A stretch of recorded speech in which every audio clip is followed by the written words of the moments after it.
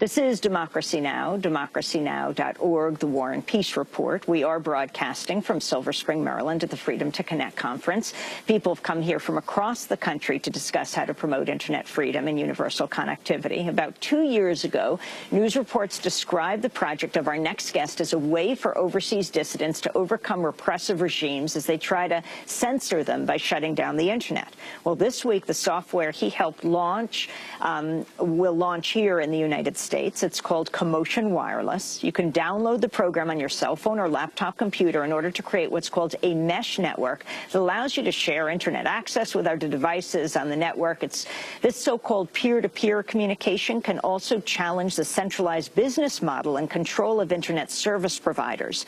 To talk more about commotionwireless.net and its implications for participatory democracy here in the U.S. and around the world, we're joined by Sasha Meinrath, director of the New America Foundation's Open Technology Institute. He's also speaking today here at the Freedom to Connect conference. Welcome to Democracy Now! So what is it that you are releasing?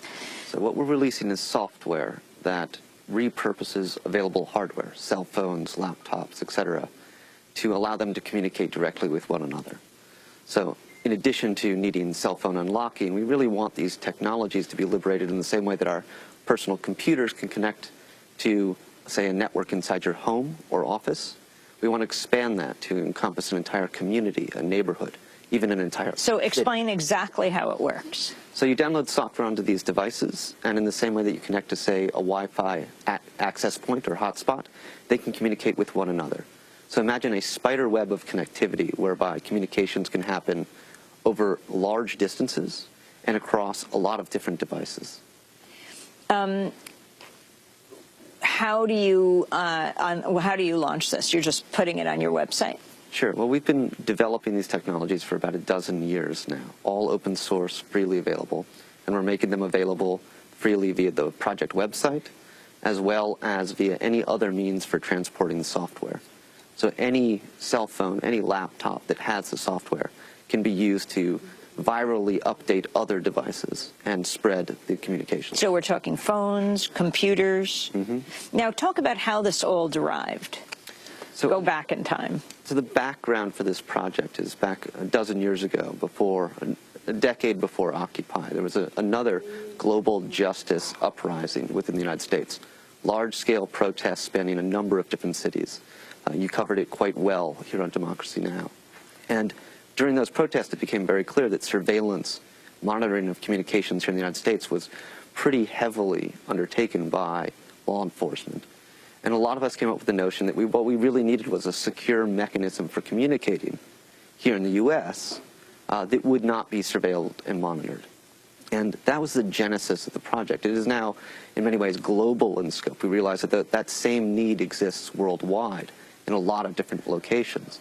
And whereas one use case is secure communications, another one is providing low-cost connectivity. And so the same technology developed for one use has profound implications across a number of different needs. So first it's activists challenging the state, and then the State Department funds what they have developed and funds the project that you were involved with for dissidents overseas. Correct. So they see the functioning of this technology being incredibly useful for spreading participatory democracy around the globe. And their focus is very much on how do we accelerate the development that's been happening now worldwide for the past dozen years. So explain how it's used in places like Egypt, and what does it mean, internet in a suitcase?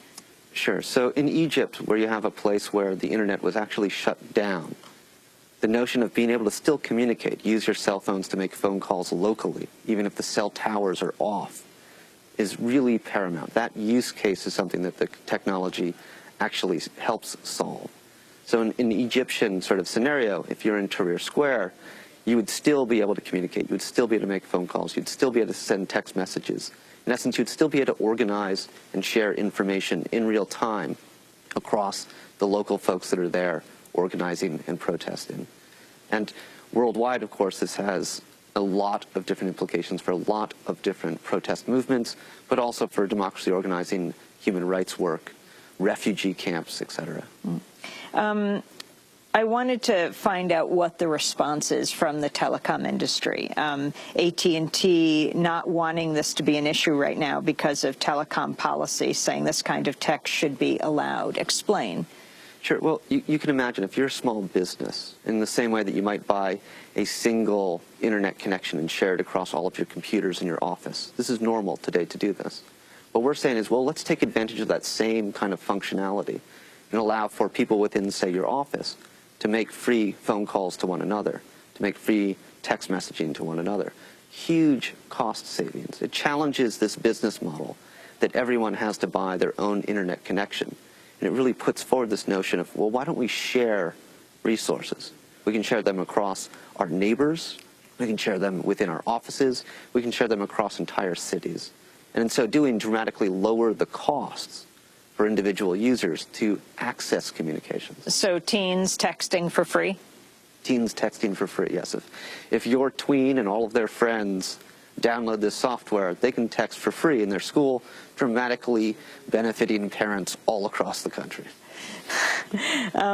Sasha, we just have a minute left.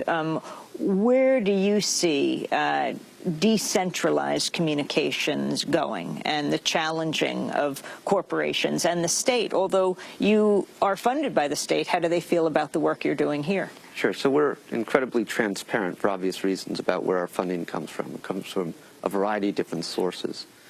For us, the real import of this work is that communications, the free flow of communications, is fundamental to democracy. Without it, you cannot have participatory democracy. And so what we're really working on is a next iteration of participatory democracy with this technology. I want to thank you very much for being with us. Sasha Meinroth, director of the New America Foundation's Open Technology Institute, launching this new software at commotionwireless.net. We are streaming from the Freedom to Connect conference all day today at democracynow.org. Thanks so much for watching this report from Democracy Now!, your daily independent global news hour. We don't accept advertising or corporate funding, but rather rely on donations from viewers like you. Please make your contribution by visiting democracynow.org. We need your support today to keep bringing you this hard-hitting, in-depth reporting.